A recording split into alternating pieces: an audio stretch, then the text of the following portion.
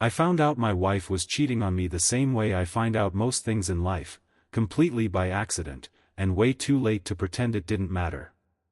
It was a Tuesday evening in late October, the kind where the air in Cleveland carries that damp chill that settles deep into your bones. I had just come home from work, loosened my tie, and dropped my keys into the ceramic bowl Lisa bought from some overpriced boutique downtown. The house smelled like cinnamon candles, which was strange because Lisa hated anything too sweet. Said it gave her headaches. That was the first thing that felt off. The second was her phone. It buzzed on the kitchen counter while she was upstairs in the shower. Normally, I wouldn't even look at it. We had that kind of marriage, built on trust, routine, and the quiet understanding that some boundaries just weren't meant to be crossed. Or at least, that's what I believed. But the screen lit up again. And again. Something in me, call it instinct, call it bad luck, made me glance over. A message preview flashed across the lock screen. I miss you already. Tonight was perfect. My stomach dropped like I'd missed a step going down the stairs. I told myself it had to be a mistake. Maybe it was meant for someone else. Maybe it was work-related, though I couldn't imagine what kind of job involved messages like that. Still, my hand moved before my brain could catch up. I picked up the phone. I didn't even need to unlock it. The notifications kept coming. Can't wait to see you again. Same place next time. Each message hit harder than the last, like someone tightening a vice around my chest. I set the phone back down exactly where it had been, like it might explode if I held onto it too long. My reflection in the microwave door looked like a stranger, pale, frozen, trying to piece together a version of reality that suddenly didn't make sense. Upstairs, the shower turned off. I had maybe 30 seconds. 30 seconds to decide whether I was going to confront her, pretend I saw nothing, or walk out the front door and keep walking until the cold air knocked the thoughts out of my head. Instead, I did something I'm still not proud of. I stayed.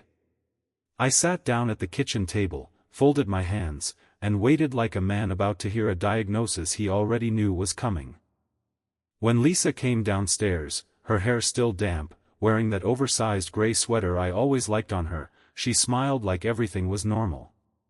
"Hey," she said softly. "You're home early." I looked at her, really looked this time.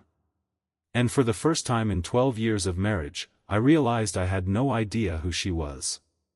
I didn't confront her that night. That's the part people never understand when I tell this story later, why I didn't slam my fist on the table, throw her phone in her face, and demand the truth right then and there.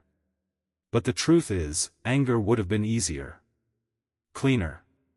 What I felt instead was something slower, heavier, like watching a crack spread across glass you thought was bulletproof. Lisa moved around the kitchen like nothing had changed. She opened the fridge, frowned slightly, and said, "We're out of milk again," as if that was the biggest problem in our lives. I nodded, though I hadn't heard half of what she said. "Long day?" she asked, glancing at me over her shoulder. "Yeah," I replied. My voice sounded normal. Too normal. Like it belonged to someone else.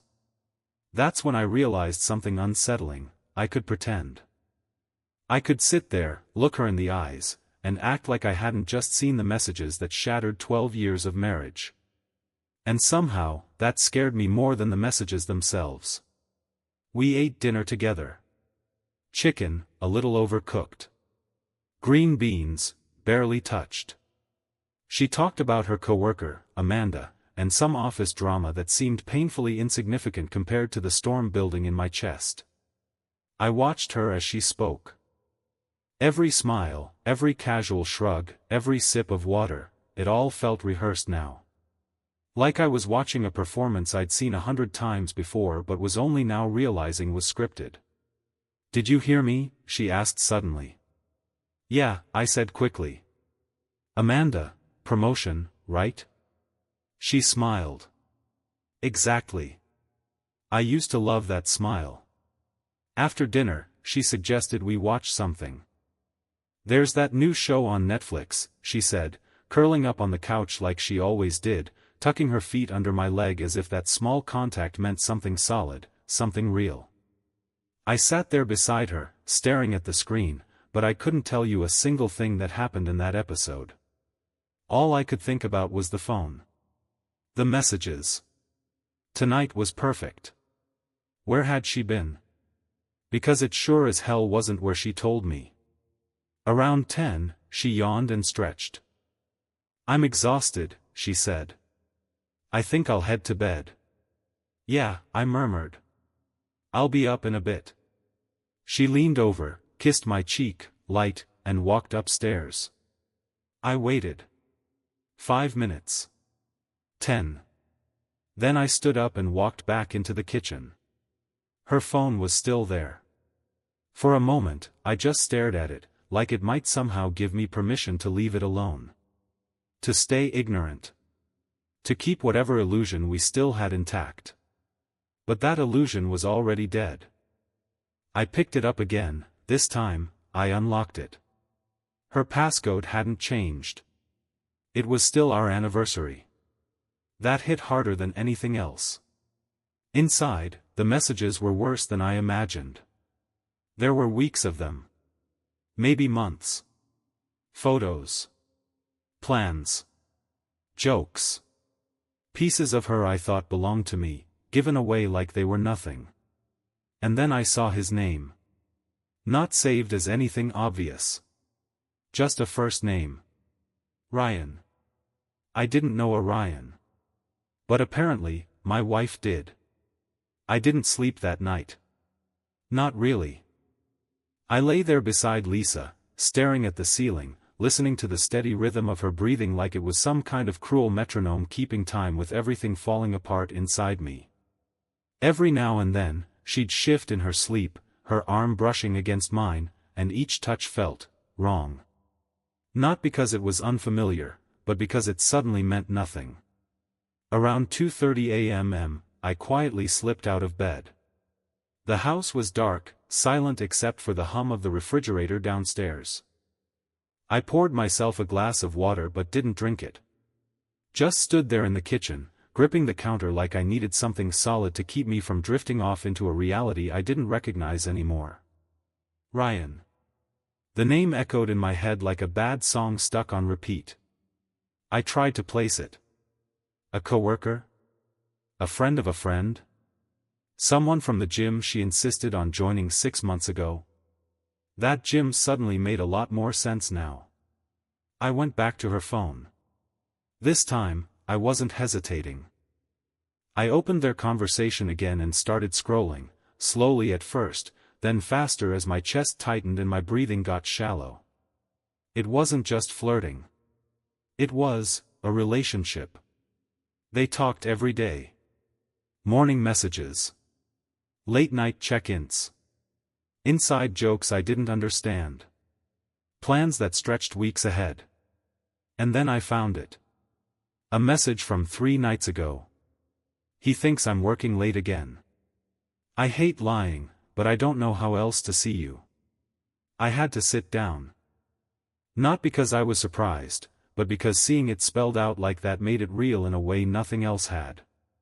He thinks I'm working late. That, he, was me. 12 years of marriage reduced to a pronoun. I scrolled further. There were pictures. Nothing explicit, but intimate enough. Her smile, different from the one she gave me. Softer. Freer. Like she was someone else entirely when she was with him. And then came the message that changed everything. Do you think he suspects anything? Ryan replied. No. Guys like him never do. I read that line 3 times. Guys like him. I didn't know what that meant exactly, but I felt it. The dismissal. The assumption that I was predictable, blind, maybe even weak. And the worst part? Until that moment, they were right. I locked the phone and set it down slowly, carefully, like it might shatter along with whatever restraint I had left. For a long time, I just sat there in the dark. Not angry. Not yet. What I felt was something colder. Clearer. Like a switch had flipped somewhere deep inside me.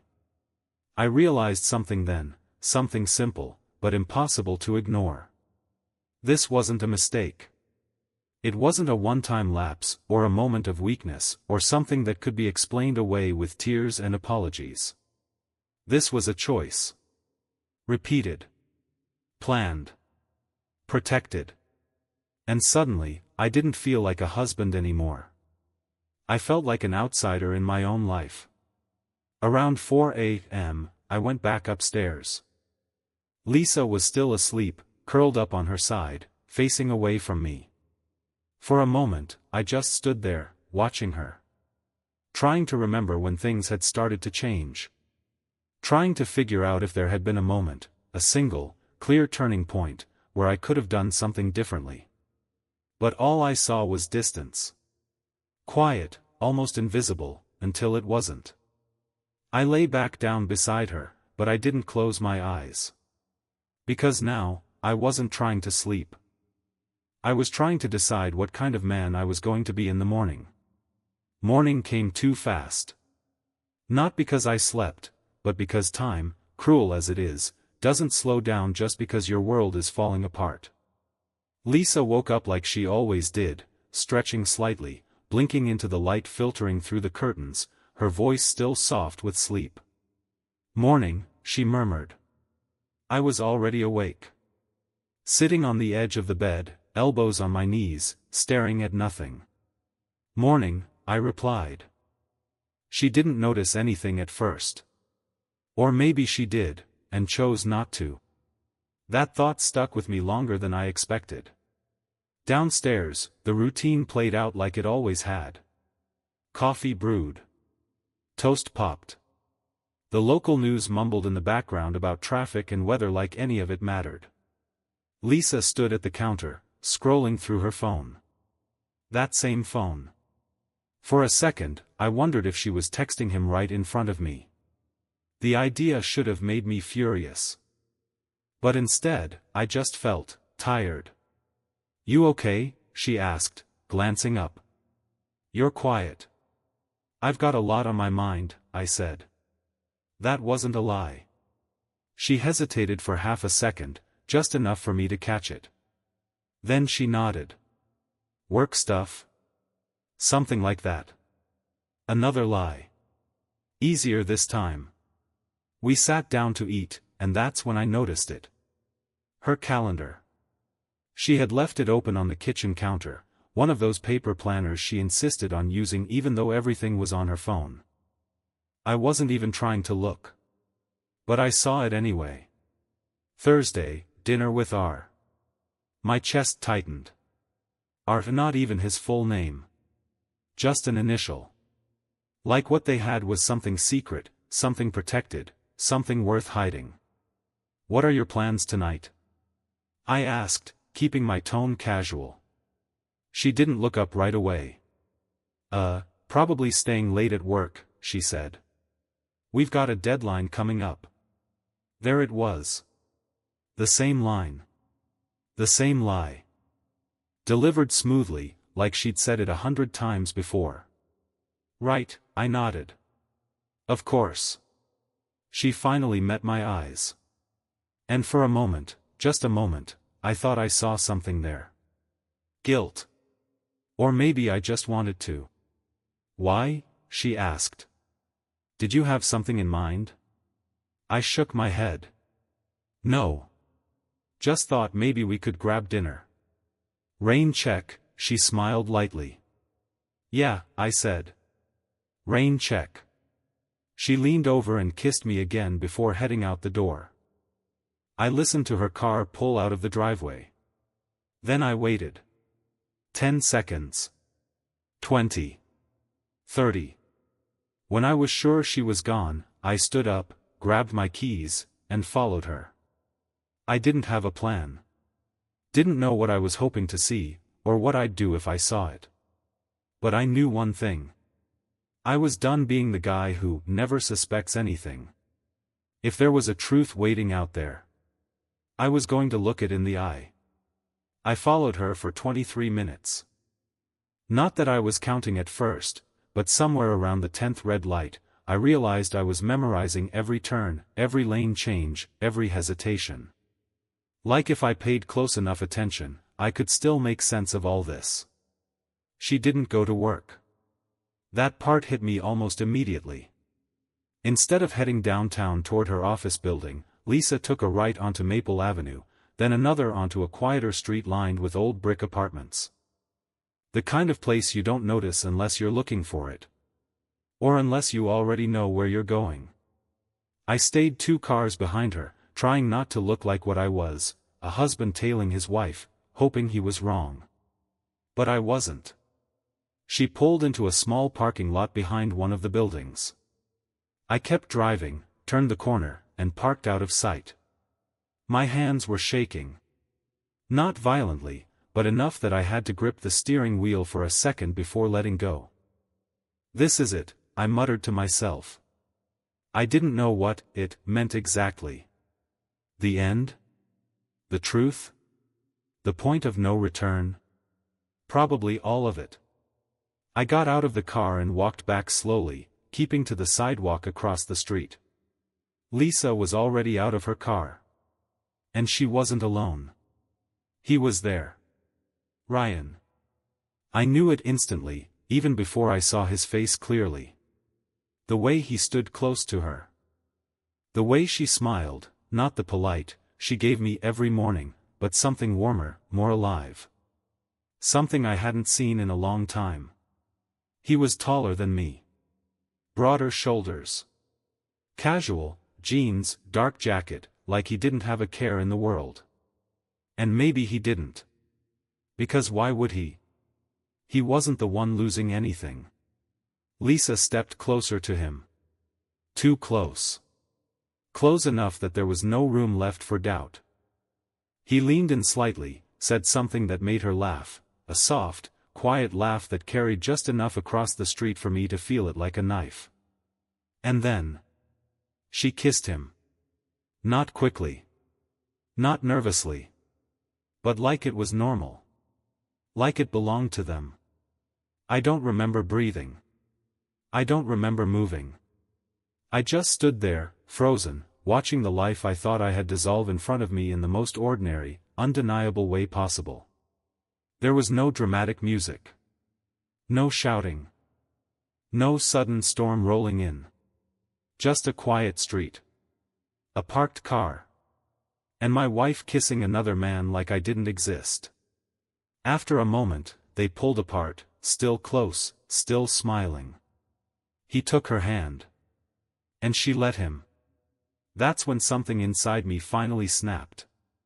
Not loudly. Not violently. Just, clean. Like a rope pulled too tight for too long finally giving way. I turned around. Walked back to my car. Sat down. And for the first time since all of this started, I felt something clear. Not confusion. Not disbelief. Not even pain. Certainty. This was real. All of it. And now the only question left was simple. What was I going to do about it? I didn't drive home right away. I just sat there in the car, hands resting on the wheel, engine off, staring at nothing in particular while everything inside me slowly rearranged itself. There's a moment, right after something breaks, when the pain hasn't fully caught up yet. It's like your mind steps in, puts everything on pause, and says, wait. Let's figure this out first. That's where I was. Calm. Too calm. I glanced back toward the building. They were still there. Laughing. Talking. Existing in a version of reality where I had already been erased. I reached for my phone. For a second, I considered calling her. Just to hear her lie again. Just to hear how easily my place in her life had been replaced by excuses and half-truths. But I didn't. Instead, I opened our message thread. The last thing she had sent me was from that morning. Don't forget to pick up milk if you get a chance. Red heart. A heart. I stared at it longer than I should have. That small, red symbol suddenly felt heavier than everything else. Because it wasn't just a lie. It was routine. Comfortable. Casual. Practiced. I locked my phone and leaned back in the seat. And that's when the anger finally came. Not explosive. Not loud. But steady. Controlled. The kind that doesn't make you shout, it makes you act. I started the engine. This time, I didn't follow them. I drove somewhere else. Downtown. To a small office building I hadn't visited in years. The sign outside still read the same. Henderson and Cole, attorneys at law. I parked, stepped out, and stood there for a second, looking up at the windows like I was about to walk into a different version of my life. Because I was. Inside, not much had changed. Same beige walls. Same quiet hum of fluorescent lights. A receptionist looked up. "Can I help you?" "Yeah," I said, my voice steady. "I'd like to speak with someone about a divorce." The word felt strange. Heavy. Final. But not wrong. She nodded gently. "Of course. Do you have an appointment?" "No." "That's okay. Let me see who's available." I sat down in the waiting area. And for the first time since all of this started, I wasn't thinking about Lisa. Or Ryan. Or the messages. I was thinking about something else. Myself. Not who I had been. Not the man who sat at the kitchen table pretending everything was fine. But the man who had walked away from that parking lot instead of collapsing in it. The man who was sitting here now, choosing not to be the last to know anymore. After a few minutes, a door opened. A man in his 50s stepped out, adjusting his glasses. "Mr. Carter?" he asked. I stood up. "Yeah." He gave a small nod. "Come on in." I followed him down the hallway, and with every step, something inside me felt clearer. Not better. Not healed. But decided. Because sometimes the hardest part isn't finding out the truth. It's accepting that once you see it, you can't go back to who you were before. I got home just before sunset. The house looked exactly the same as it always had, quiet, tidy, almost too perfect. The kind of place people compliment when they visit. "Feels so warm," they'd say. "So put together." Funny how appearances work. I stepped inside, set my keys in that same ceramic bowl, and for a moment, I just stood there in the hallway. 12 years. That's how long it took to build this life. And apparently, a lot less to break it. I loosened my jacket and walked into the living room. The couch still had the slight indentation where we'd sat the night before. The throw blanket Lisa liked was folded neatly over the armrest, like nothing had changed. But everything had. I checked the time. 6:12 p.m. She'd be home soon. For a second, I considered leaving. Just disappearing before she walked through that door. Letting her come back to an empty house and figure it out on her own. But no. I had spent too long being the last one to know. I wasn't going to be the one who walked away without saying a word. So I waited. At 6:47, I heard her car pull into the driveway. My chest tightened, but not the way it had before. This time, it wasn't panic. It was readiness. The front door opened. "Hey," Lisa called out casually. "I'm home." I stayed in the living room. She stepped in, kicking off her shoes, setting her bag down like she always did. "Traffic was awful," she started, then stopped when she saw me. Something in my face must have given it away. Because her expression changed instantly. "What's wrong?" she asked. I didn't answer right away. I just looked at her. Really looked. And now, there was no confusion. No doubt. No hesitation. Just truth. I saw you, I said finally. Her face went still. What do you mean? She asked, but her voice had already lost its footing. I saw you, I repeated. This afternoon. Maple Avenue. The parking lot. Silence. Heavy. Suffocating. She didn't try to interrupt this time. Didn't rush to explain. Because she knew. Ryan, I added. That was it. The last piece. Her shoulders dropped slightly, like something inside her had given up. I can explain, she said quietly. I shook my head. No, I replied. You can't. And for the first time since all of this started, I didn't feel like I needed answers anymore. Because I already had them. I went downtown today, I continued. Talked to a lawyer. That hit her. I saw it in her eyes. Not guilt this time. Fear. You, what? She whispered. I'm done, Lisa. The words came out calm. Steady. Final. No yelling. No accusations. Just truth. 12 years, reduced to a sentence. She took a step toward me. Please, don't do this like that. We can talk. We can fix.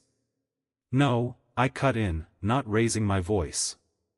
You already made your choices. That landed harder than anything else. Because it was simple. And undeniable. Tears filled her eyes. And for a brief moment, just a moment, I felt something stir inside me. Not love. Not even forgiveness. Just memory. Of who we used to be. But that wasn't enough. Not anymore. I picked up my keys again. This time, they felt different in my hand. Lighter. I'll be staying somewhere else tonight, I said. My lawyer will contact you. She didn't move. Didn't argue. Didn't follow. I walked past her, opened the door, and stepped outside. The air was cold. Sharp. Real. And as I walked away from the house, from the life I thought I had, I realized something I hadn't expected. I wasn't broken. Not completely. Because somewhere between the lies, the silence, and the truth, I had found something I didn't even know I'd lost. Myself. I didn't go far that night. Just a small motel off the highway, the kind with flickering neon lights and a front desk clerk who doesn't ask questions. I paid in cash without thinking twice. Somehow, that felt appropriate, like I was stepping out of my own life and into something temporary, undefined. The room smelled faintly of cleaning spray and something older underneath it. I tossed my keys onto the nightstand and sat on the edge of the bed, staring at the muted TV like it might fill the silence. It didn't. For the first time in days, maybe longer, I was alone. No pretending. No watching. No holding everything in place. Just me, and the aftermath. I leaned forward, resting my elbows on my knees, and let out a breath I didn't realize I'd been holding since that message lit up on her phone. It came out slow. Heavy. Final. I thought I'd feel destroyed. Shattered. Like everything meaningful had been ripped out from under me. But what I felt instead was, strange. Quiet. Not peaceful, but not chaotic either. Like standing in the wreckage after a storm and realizing the wind had finally stopped. I pulled out my phone. 3 missed calls. All from Lisa. A few messages. Please come home. We need to talk. I'm so sorry. I read them once. Then again. And then I locked the screen. Because apologies don't rebuild trust. Not like that. Not after months of lies stacked so neatly they started to look like normal life. I stood up and walked over to the window. Outside, headlights passed by in steady streams, people going somewhere, living lives that didn't suddenly split in half on a Tuesday evening. It was strange to think that the world kept moving like nothing had happened. But maybe that was the point. It always does. I thought about the man I had been just a week ago. Routine. Predictable. Comfortable. The kind of man Ryan had described without ever meeting me. Guys like him never do.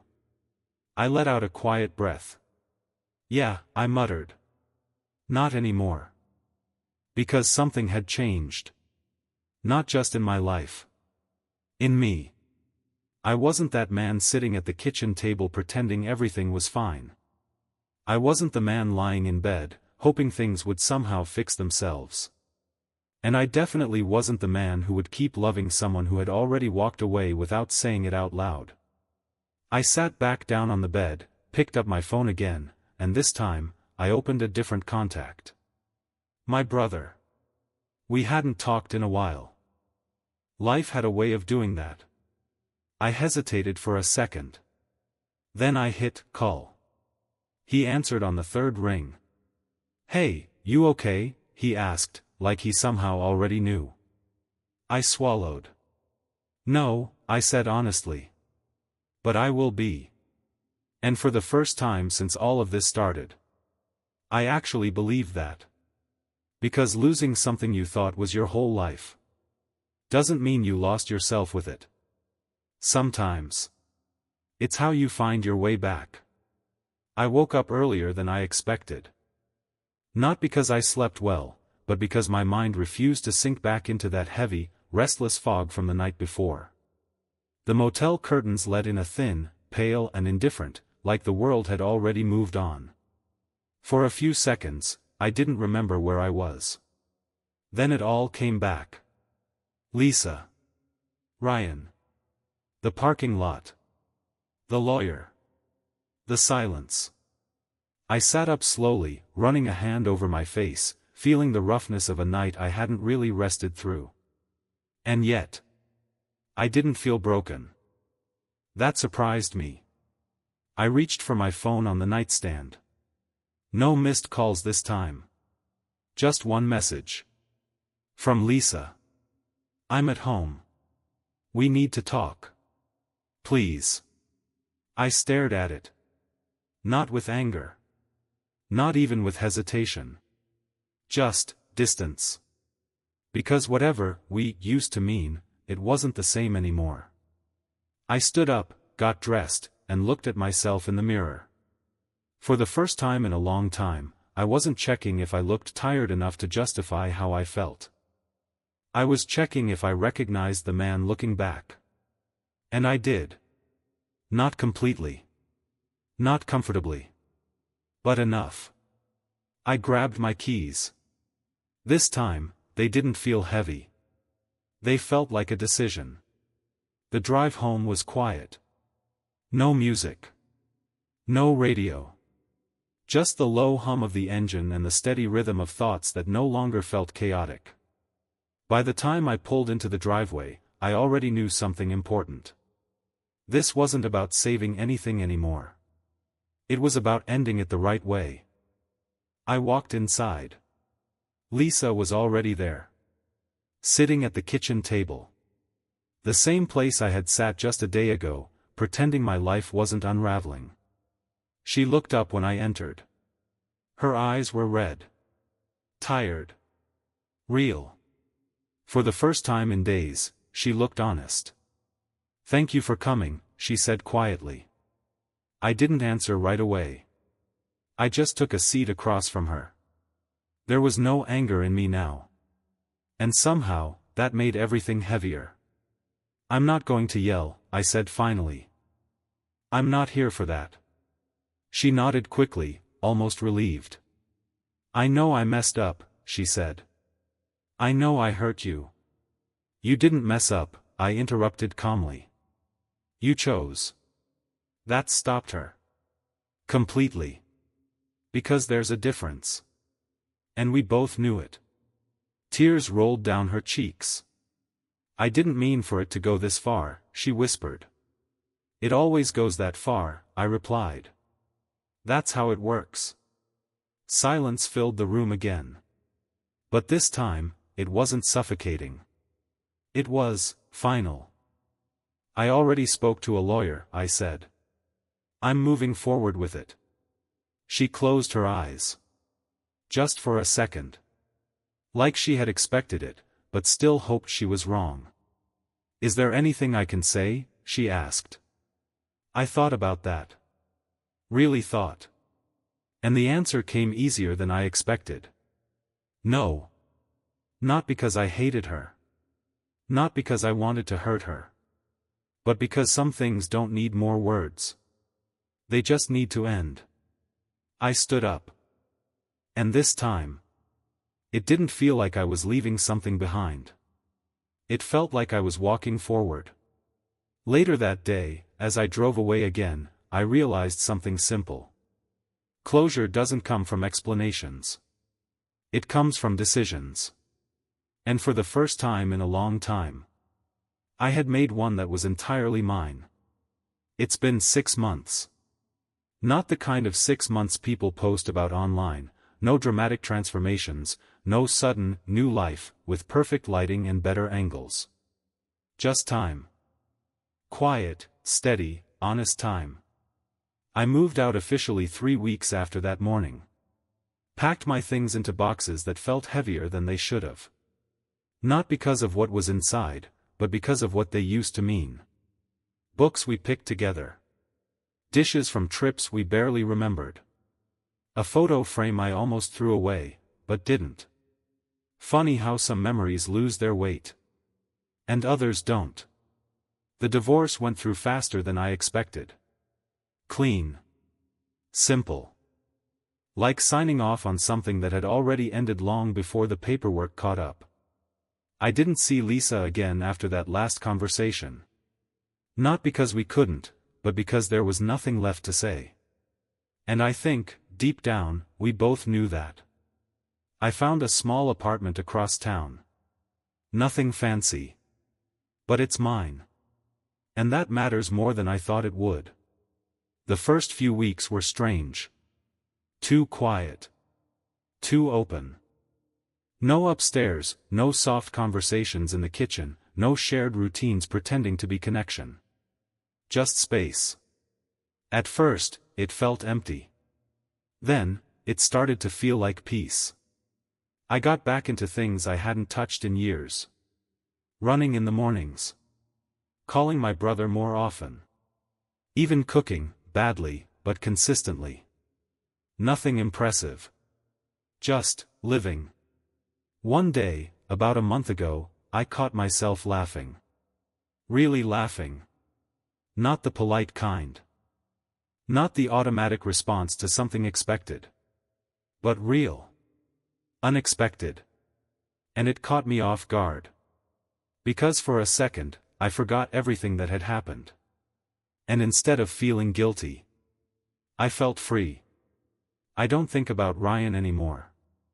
Not really. And Lisa. Well, she exists somewhere in my past now. Not erased. Not hated. Just, finished. Sometimes I still think about that night. The message. The moment everything shifted. And I realize something now that I couldn't see back then. That wasn't the moment I lost my life. It was the moment I got it back. Because before that, I was living inside something that looked right.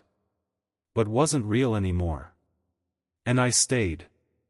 Out of habit. Out of comfort. Out of fear of starting over. Now, I wake up in a place that's quiet, but honest.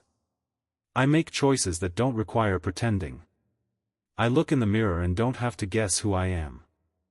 And that's worth everything I thought I lost.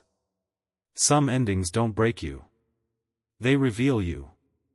And if I had to go through all of it again, just to get here, I would. Thanks for watching, don't forget to like and subscribe to the channel.